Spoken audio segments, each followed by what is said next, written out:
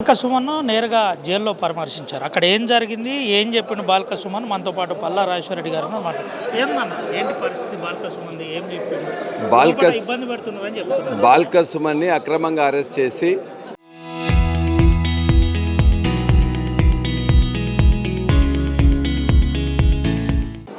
జైల్లో పెట్టిందనేది ప్రజలందరికీ తెలుసు.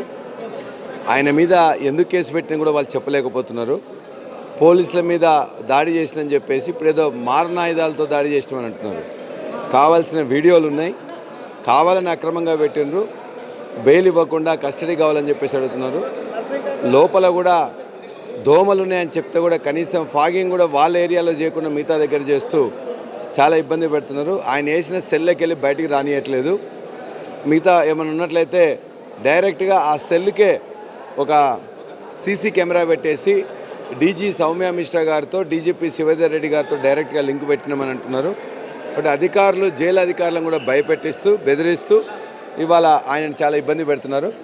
కాబట్టి జైలు నిబంధనలకు వ్యతిరేకంగా ప్రవర్తిస్తున్నారు, మానవత్వం ప్రదర్శించట్లేదు. అదేవిధంగా ఆయన్ని ఇబ్బంది పెట్టి ఏ విధంగా కూడా ఏం చెప్పాడు బాల్క సుమన్ కేటీఆర్ గారితో ఏం చెప్పాడు? ఖచ్చితంగా ఈ విధంగా ఇబ్బందులు పెడుతున్నారు. అయినా కూడా నేను మొక్కవని ధైర్యంతో ఉంటా, నాకేమి ఇబ్బంది లేదు.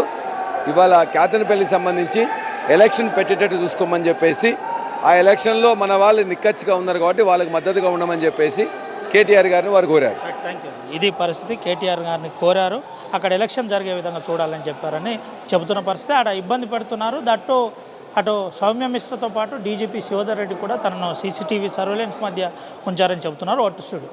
Local to global news at your fingertips. మీ చేతిలో ఒక ఆయుధం. Download raw TV app. Media legend Ravi Prakash is back.